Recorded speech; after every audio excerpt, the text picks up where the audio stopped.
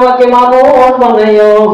আমার রব্বুল আলামিন মানুষ বানাইছে, ইচ্ছা করলে আল্লাহ কুকুর বেড়া বানাইতে পারে। প্রিয় উপস্থিতি, আর দেরি না করে আমরা চলে যাচ্ছি এই পর্যায়ে আমাদের মাঝে বিশুদ্ধ ভাষার মাধুরীময় নান্দনিক উপস্থাপনায় আশুরার গুরুত্ব সম্পর্কে আলোচনা করবেন জনাব আলম হোসেন বিপ্লবী সাহেব। আমি হযরতকে তার মহামূল্যবান তাকরির পেশ করার জন্য অনুরোধ করছি। إن الحمد لله نحمده ونصلي على رسوله الكريم أما بعد فأعوذ بالله من الشيطان الرجيم আমার সাথে সবাই বলুন বিসমিল্লাহির রহমানির রহিম ইয়া আইয়ুহাল্লাযীনা আমানু তাকুল্লাহা হাক্কা তুকাতিহি ওয়া লা তামুতুন্না ইল্লা وأنتم مسلمون إن الله وملائكته يصلون على النبي يا أيها الذين آمنوا صلوا عليه وسلموا تسليما اللهم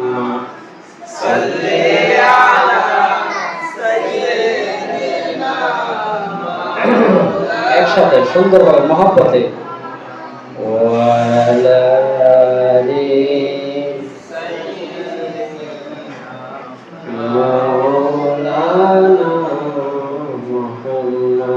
বিশ্বভুবনে যাহা কিছু আছে সকলে মানিল তাহাদের প্রভুকে। আমার সাথে বলেন বিশ্বভুবনে যাহা কিছু আছে সকলে মানিল তাহাদের প্রভুকে। কেবলই মানুষ শুধু যে বেহুশ মানিল না তার আল্লাহকে। জোরে মহব্বতে আল্লাহুম্মা সাল্লি আলা সাইয়্যিদিনা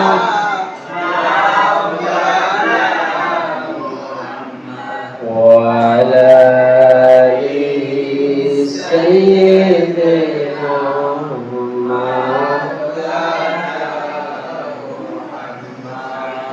নবীর মায়া ছেড়ে মানুষ কোথায় আছো বুঝি না। তোমার মায়ায় কান্দে নবী শুয়ে সোনার মদিনা গরে। আল্লাহুম্মা সাল্লি আলা সাইয়্যিদিনা মাওলানা মুহাম্মদ ওয়া আলা আলি সাইয়্যিদিনা মাওলানা মুহাম্মদ। সেজদায় পড়ে কাঁদবেন নবীজি হাসরের ময়দানে। সেজদায় পড়ে কাঁদবেন নবীজি উম্মত মহলে যারে যার মাফ করে দেন মাবুদ আল্লাহ। উম্মত আমার গুনাহগার জোরে আল্লাহুম্মা সাল্লি আলা সাইয়্যিদিনা মাশাআল্লাহ ওয়া আলা আলি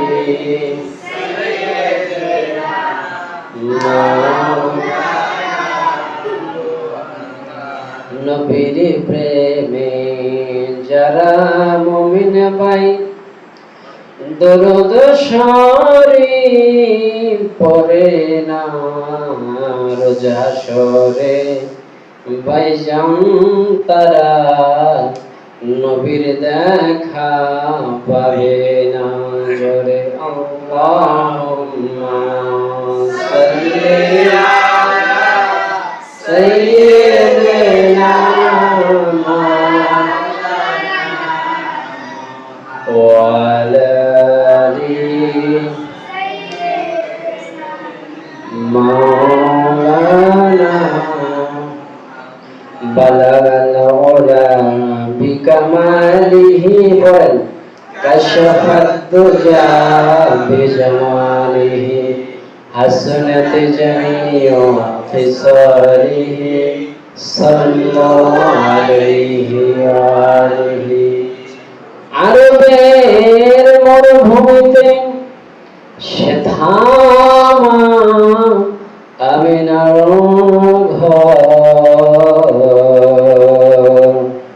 রব্বুল আলামিনের মেহেরবানিতে তাহার পেটে হয়েছে পয়গম্বর বালাগাল উলা বিকামালিহি কাশফাত দুজা বিজামালিহি হাসনাত জামিউ খিসালিহি সাল্লাল্লাহু আলাইহি ওয়া আলিহি।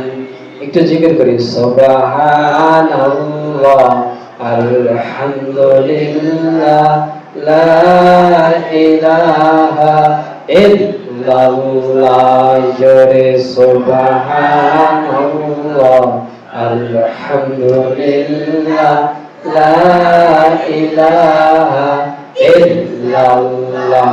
জোরে লা ইলাহা ইল্লাল্লাহ লা ইলাহা ইল্লাল্লাহ। জোরে সুবহানাল্লাহ আলহামদুলিল্লাহ লা ইলাহা ইল্লাল্লাহ। জোরে সুবহানাল্লাহ আলহামদুলিল্লাহ লা ইলাহা ইল্লাল্লাহ।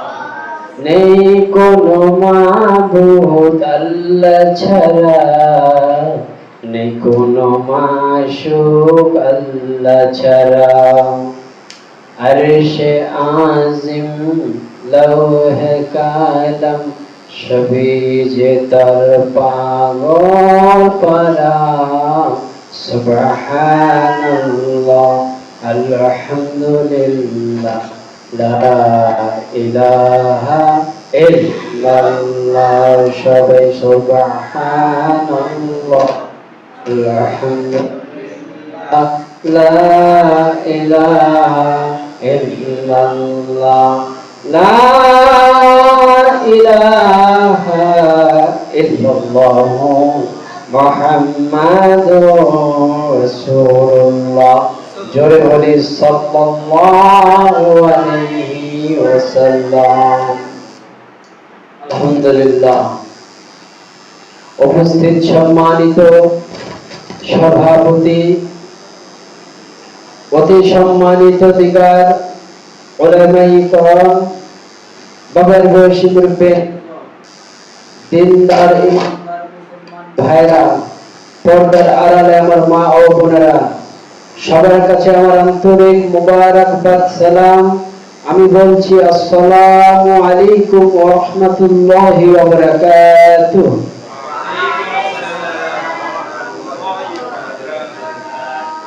সালাম দেওয়া সুন্নাহ, এর জবাব দেওয়া ওয়াজিব। কেউ যদি জবাব না দেয় সে গুনাহগার হবে। এজন্য আমি আবার জবাব দেব, আপনারা জোরে সোরে আওয়াজ করবেন ইনশাআল্লাহ। আসসালামু আলাইকুম ওয়া রাহমাতুল্লাহি ওয়া বারাকাতুহু।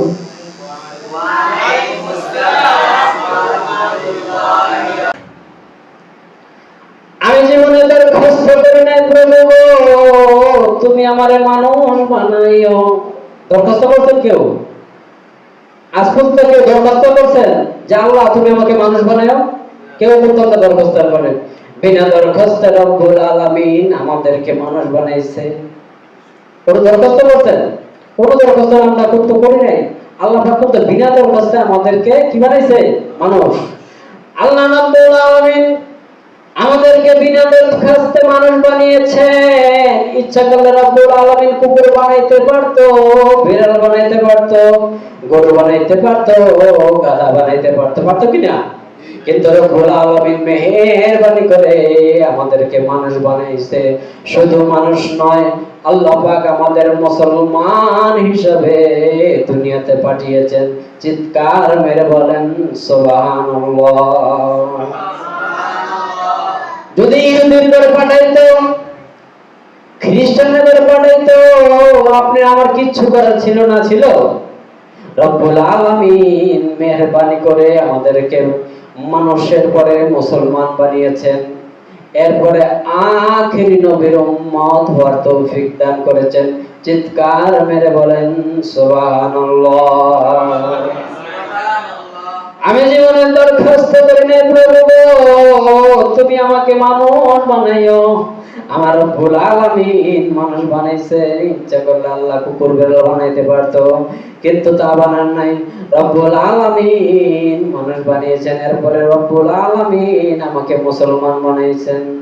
ইচ্ছা করলে রব্বুল আলামিন ইহুদি বানাইতে পারতো, কাফের বানাইতে পারতো, খ্রিস্টান বানাইতে পারতো, কিন্তু আমার রব্বুল আলামিন তা বানায় নাই। আমাকে মানুষের পরে মুসলমান বানিয়েছে। এরপরে শুধু মুসলমান নয়, আমার বন্ধুরা ভাইয়েরা, আখিরি নবীর উম্মত হওয়ার মতো তৌফিক দান করেছে। চিৎকার মেরে বলেন আলহামদুলিল্লাহ। যেই নবীর উম্মত হওয়ার জন্য ঈসা আলাইহিস সালাম, মুসা আলাইহিস সালাম আল্লাহর দরবারে দরখাস্ত করেছেন, প্রভু গো আমাকে তুমি আখির নবীর উম্মত বানাইও।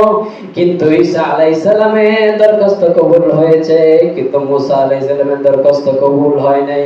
এজন্য মুসা কো দিল কে রে থে সুয়ে মোহাম্মদ, মুসা কো দিল কে রে থে সুয়ে মোহাম্মদ, मुझे कर दे खुदाया उम्मती मोहम्मद, मुझे कर दे खुदाया उम्मती मोहम्मद। चित्कार मारे बोलेन আলহামদুলিল্লাহ। মুসা নবী আল্লাহর কাছে দরখাস্ত করেছে, প্রভু গো আমাকে নবী বানিয়েছো, আমি খুশি হয়েছি আলহামদুলিল্লাহ, কিন্তু আখিরি নবীর উম্মত যদি বানাইতা আর বেশি খুশি হইতাম। চিৎকার মেরে বলেন সুবহানাল্লাহ। কত বড় নিয়ামত আমরা পেয়েছি। প্রথম নিয়ামত কি? মানুষ। প্রথম নিয়ামত কি? তারপর নিয়ামত কি? মুসলিম। তারপর নাম কি?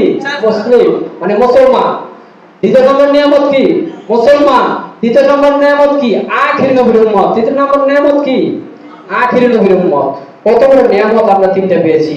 যেই নবীর উম্মত হওয়ার জন্য, আখিরি নবীর উম্মত হওয়ার জন্য মুসা নবী, ঈসা নবী আল্লাহ পাকের দরবারে দরখাস্ত করেছেন। চিৎকার করে বলেন সুবহানাল্লাহ।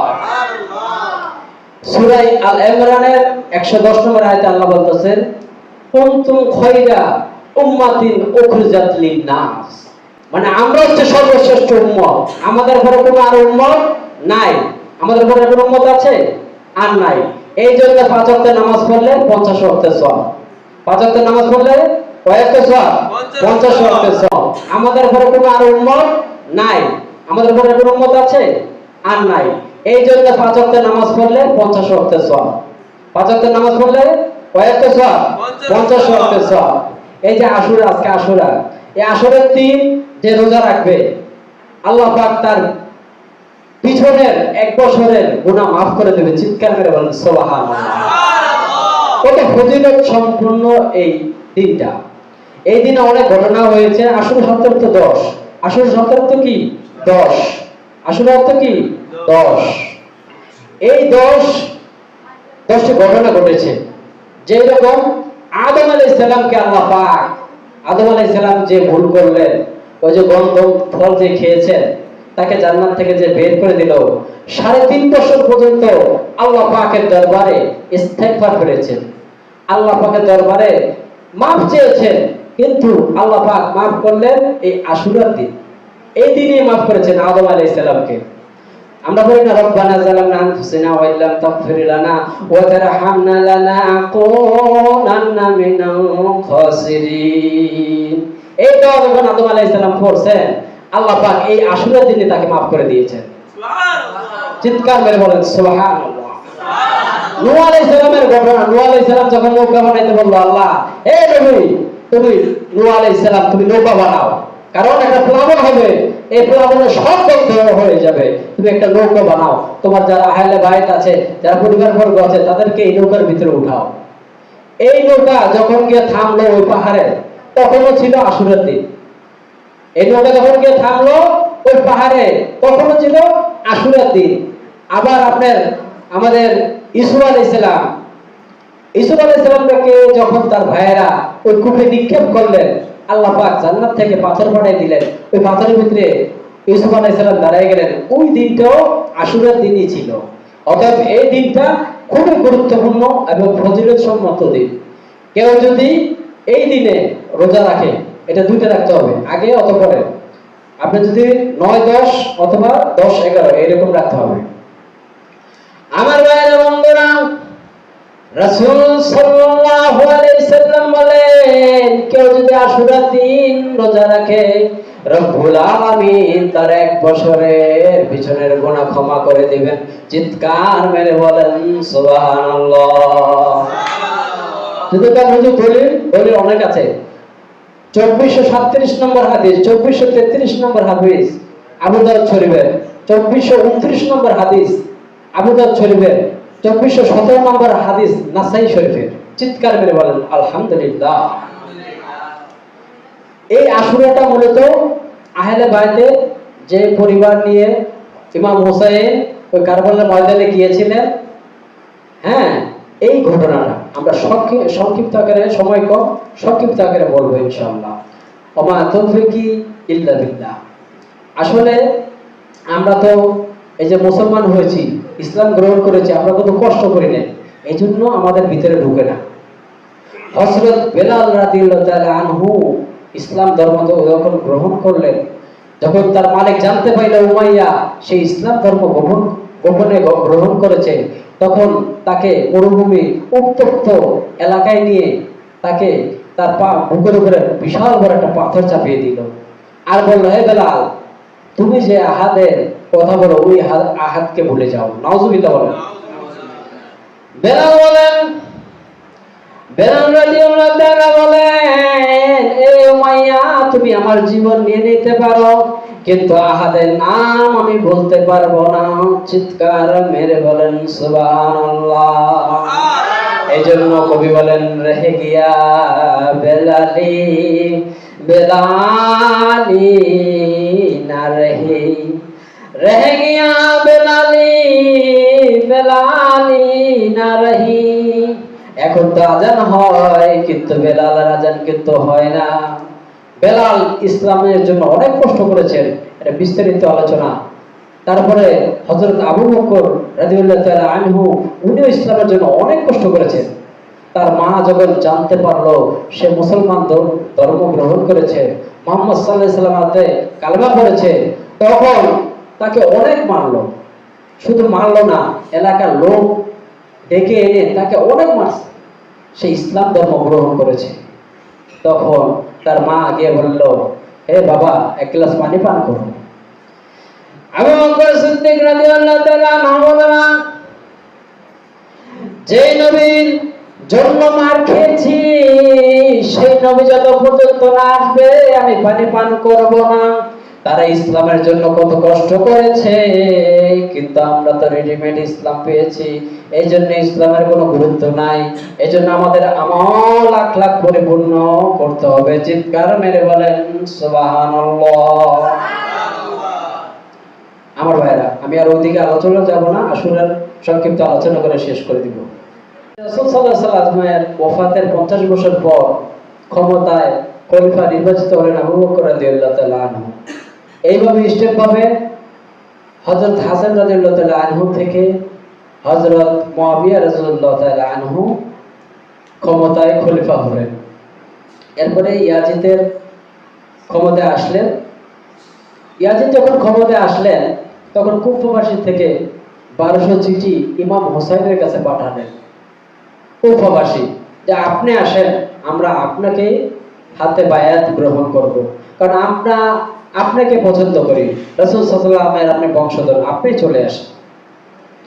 আমার মায়েরা বন্ধুরা, যখন কুফাবাসী ইমাম হোসেন রাদিয়াল্লাহু তাআলা আনহুর দরবারে 1200 চিঠি পাঠালেন, ওই দিকটা খবর চলে গেল ইয়াজিদের কানে। ইয়াজিদ বলল, এখানে কেন আসবে ইমাম হোসেন? ইয়াজিদ ইমাম হোসেন যে আসবে কুফায় এটা জেনে গেছে। এখন জানার পরে এদিক দিয়া ইবনে জিয়াদ এবং ইবনে শিমারকে বলল, তুমি ওনাকে, তোমরা গিয়ে ওনাকে আটকিয়ে দাও। কি আটকিয়ে দাও? কুফায় আসতে দিও না। 1 2 3 4 5 6 7 সপ্তম দিনে ইমাম হুসাইন রাদিয়াল্লাহু তাআলা আনহু তার পরিবার বর্গ নিয়ে কারবালার ময়দানে উপস্থিত হলেন। ওইখানে তাবু গাড়লেন। তাবু গাড়ার পরে এদিকটা খবর ইয়াজিদ পেয়ে গেল। পাওয়ার পরে ইবনে জিয়াদ এবং ইবনে শিমারকে বলল, তোমরা ইমাম হুসাইনকে কুফায় আসতে দিও না, ওইখানে তাকে আটকে দাও। এতটুকু। এই দিক দিয়ে 22,000 সৈন্য নিয়ে গেল। সৈন্য নিয়ে গেল। ইমাম হুসাইন বলল, আপনারা 22,000 সৈন্য নিয়ে কেন আসছেন? যুদ্ধ করতে হবে। আমি তো যুদ্ধ করতে আসি নাই, আমি আসছি বাইয়াত গ্রহণ করতে। আমাকে চিঠি দিয়েছে, আমি আপনাদের সাথে পরিচয় হইতে আসছি। এখানে আমি যুদ্ধ করতে আসি না। এখানে আমার পরিবার বর্গ 73 জন লোক আছে, ওনাদের নিয়ে আমি আসছি। শিশু, মহিলা এবং পুরুষ ছিল 40 জন, আর শিশু আর মহিলা ছিল 32 কি 33 জন। তো এই আহলেবাইতকে নিয়ে উনি আসছে। উনি তো যুদ্ধ করতে আসে না, পরিচয় হইতে চায়, কিন্তু ওনাকে যুদ্ধ করতে বাধ্য করেছে। ওনাকে যুদ্ধ করতে কি করেছে? বাধ্য করেছে। যখন যুদ্ধ শুরু হয়ে গেল মুহররমের 9 তারিখ 10 তারিখ, তখন তার 6 মাসের একটা বাচ্চা ছিল আলী আসগর। আলী আসগর পানি পিপাসায় কাতর হয়ে গেছে। শাহর বানু, ইমাম হোসেনের স্ত্রী শাহর বানু বলল, স্বামী গো, পানির পিপাসায় তো আমরা সবাই কাতর, কিন্তু এই 6 মাসের শিশু বাচ্চা এই তো পানির অভাবে মারা যাবে, দেখেন তাকে একটু পানি পান করাতে পারেন কিনা। 6 মাসের বাচ্চা, একটু পানি না দিলে তো মারা যাবে, তাকে নিয়ে যান, গিয়ে একটু পানি পান করে নিয়ে আসেন, না তো সে মারা যাবে। তখন ইমাম হোসেন তখন এই 6 মাস আলী আসগরকে এইভাবে ধরেছে, ধরে বলছে, হে কুফাবাসী, হে কারবালার জমিনের লোকেরা, হে ইয়াজিদের লোকেরা, তোমরা তো 22,000 লোক, তোমাদের সাথে আমরা পারবো না, কিন্তু আমার এই দুধের শিশু আলী আসগরকে একটু পানি পান করা। উপর থেকে, পাহাড় থেকে একজন একটা তীর মারল। ওই তীর এসে আলী আসগরের বুক বরাবর এইখানে ঢুকে গেল। আলী আকবর শাহাদাত বরণ করেন। এখন কে পানি পান করবে? আলী আসগর তো মারা গেছে। এই অবস্থায় নিয়ে গেলেন শাহর বানুর কাছে। ইমাম হুসাইনের স্ত্রী নিয়ে বললেন, শাহর বানু, এই নাও তোমার শিশু বাচ্চা নিয়ে আসবো, পানি পান করানোর জন্য বলছিলাম, এমন পানি পান করছে গো, আর যাবে নাই, কখনো পানি পানি বলে কানবে না। চিৎকার বেড়ে বলেন নাউজুবিল্লাহ। এই যে ঘটনা, শিশু একটা বাচ্চা পানির অভাবে মারা গেছে। হ্যাঁ, আলী আকবর মারা গেছে, ইমাম হোসেন শাহাদাত বরণ করেছেন, কিন্তু এর বিষয়টা কি? বিষয়বস্তুটা কি? বিষয়বস্তু যখন ইমাম হোসেনকে কতল করবে, এর আগে বলছে, ইমাম হোসেন, নামাজের সময় হয়েছে, আমাকে 2 রাকাত নামাজের সময় দাও। কি বলছে? 2 রাকাত নামাজের সময় দাও, কারণ নামাজের সময় হয়ে গেছে, এরপরে তোমরা আমার সাথে যা করো করো, কিন্তু নামাজের সময় দাও। নামাজকে গুরুত্ব দিয়েছেন। নামাজকে কি দিয়েছেন? গুরুত্ব। যুদ্ধের ভিতরে ইমাম হুসাইনের একটু পরেই তাকে ইন্তেকাল করা হবে, তারপরে শুনি নামাজের জন্য একটা মেসেজ দিয়েছেন আমাদেরকে, যে নামাজটা ঠিক রাখতে হবে। কি রাখতে হবে? নামাজটা ঠিক রাখতে হবে। এই জন্য এই ঘটনা দ্বারা আমরা বুঝি যে 2টা বিষয়। এই দিনে আমাদের নামাজ পড়তে হবে, নামাজ ছাড়া যাবে না। এই দিনে কি করতে হবে? নামাজ পড়তে হবে। আবার এই দিনেই আমাদের রোজা রাখতে হবে। এটা একটা ফজিলত সম্মত বরকতময় দিন। এই দিনে কেউ যদি আল্লাহ পাকের দরবারে ক্ষমা চায়, আল্লাহ পাক তাকে ক্ষমা করে দেবেন। চিৎকার মেরে বল আলহামদুলিল্লাহ। এই জন্য আমি আলোচনার বিস্তারিত করব না, কারণ আমাদের সময় খুব শেষ। আমি দুইটা কথা বলে শেষ করে দেব। এই যে আজকে ইসরায়েল আর ফিলিস্তিনের যে ঘটনা, এর কারণটা কি? এই কারণটা দুইটা। একটা হচ্ছে ক্ষমতার লোভ, আরেকটা হচ্ছে একতা। আমাদের ভিতরে একতা নাই। দেখেন, ইসরায়েলের চতুর্পাশে হচ্ছে মুসলিম কান্ট্রি, প্রায় 12টা দেশ। ইসরায়েল হচ্ছে মিডিল স্থানে, আর চতুর্পাশে ঘিরে আছে মুসলিম কান্ট্রি, কিন্তু কেউ কোনো বাধা দিচ্ছে না। বাধা দিচ্ছে, মুসলমান হত্যা করতেছে, কিন্তু আমাদের ভিতরে একতা নাই, মিল নাই। বিদায় আজকে মুসলমান জায়গায় জায়গায় মার খাইতেছে। আর যাদের ক্ষমতার লোভ, ইসরায়েলের তো ক্ষমতার লোভ, সে ক্ষমতার লোভে ওই দেশ দখল করার জন্য কি করতেছে? এই এত বড় ফিলিস্তিনবাসী সব মুসলমান, শিশু, বাচ্চা, বয়স্ক সবাইকে মেরে ফেলতেছে, তারা ক্ষমতার লোভে। এই ক্ষেত্রে মেসেজ হচ্ছে দুইটা। একটা হচ্ছে আমাদের ভিতরে একতা থাকতে হবে, আরেকটা হচ্ছে লোভ, ক্ষমতার লোভ আমাদের ভিতর থেকে বের করে ফেলতে হবে। ওয়াকিল দাওয়ানা আলহামদুলিল্লাহি রাব্বিল আলামিন। আসসালামু আলাইকুম ওয়া রাহমাতুল্লাহি ওয়া বারাকাতুহু। আসসালামু আলাইকুম ওয়া রাহমাতুল্লাহি ওয়া বারাকাতুহু। মাদ্রাসাতুল ইহসান কর্তৃক আয়োজিত পবিত্র আশুরা উপলক্ষে আজকের অনুষ্ঠানের সম্মানিত সভাপতি, উপস্থিত বাংলার প্রত্যন্ত অঞ্চল থেকে আগামী দিনের দেশ ও জাতির কর্ণধার আমার প্রাণ প্রিয় ছাত্র ভাইয়েরা, আজকের অনুষ্ঠানের জন্য যিনি আমাদের মাঝে উপস্থিত হয়েছেন, আল মিসবাহ মাতৃভাষা চর্চা একাডেমির এক অন্যতম বিপ্লবী ছাত্র, যিনি এই কোর্সে অংশগ্রহণ করে শুদ্ধ ভাষা শিখেছেন এবং বাংলা বক্তৃতা আবৃত্তি উপস্থাপনা শিখেছেন এবং কোরআন ও হাদিসের আলোচনা বিভিন্ন প্রান্তে করে থাকেন। আমার শ্রদ্ধেয় ছাত্র জনাব আলমগীর হোসেন বিপ্লবী সাহেব, তিনি একটি ফাউন্ডেশনের ধর্ম বিষয়ক সম্পাদক। কোরআন হাদিসের দাওয়াত নিয়ে টেকনাফ থেকে তেতুলিয়া, রূপসা থেকে পাথুরিয়া বিভিন্ন জায়গায় তিনি আলোচনা করেন। আল্লাহ বলা মানুষকে আল্লাহর দিকে ডাকেন।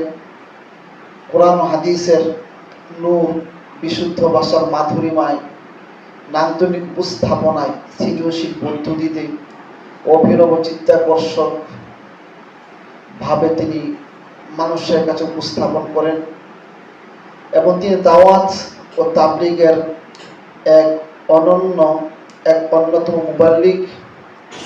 আপনারা সবাই তার জন্য দোয়া করবেন, আল্লাহ যেন তাকে দ্বীনের দায়ী হিসাবে ভারতের কলিম সিদ্দিকের মতো কবুল আর মঞ্জুর করেন।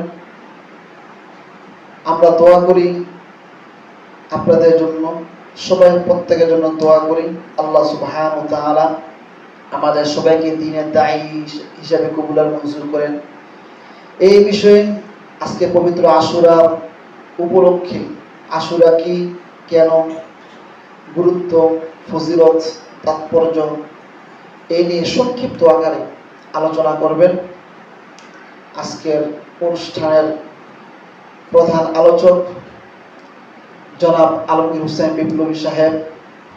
উপস্থিত রয়েছেন মাদ্রাসাতুল ইহসান এর কর্ণধার এবং আল মিসবাহ মাতৃভাষা চর্চা একাডেমির প্রতিষ্ঠাতা পরিচালক হাফেজ কারি শওকত আলী সাহেব উপস্থিত হয়েছেন আমাদের মাঝে। আল্লাহ সুবহানাহু ওয়া তাআলা তাকে নেক হায়াত দারাজ করুন এবং তাকে দ্বীনের দায়ী হিসাবে মৃত্যু পর্যন্ত তিনি যেন মসজিদ মাদ্রাসা লেগে থাকতে পারেন, আমরা সকলে প্রাণপণ দোয়া করব। প্রিয় উপস্থিতি, আর দেরি না করে আমরা চলে যাচ্ছি এই পর্যায়ে আমাদের মাঝে বিশুদ্ধ ভাষার মাধুরীমায়, নান্দনিক উপস্থাপনায় আশুরার গুরুত্ব সম্পর্কে আলোচনা করবেন জনাব আলমগীর হোসেন বিপ্লবী সাহেব। আমি হযরতকে তার মহামূল্যবান তাকরির পেশ করার জন্য স্থগিত করছি।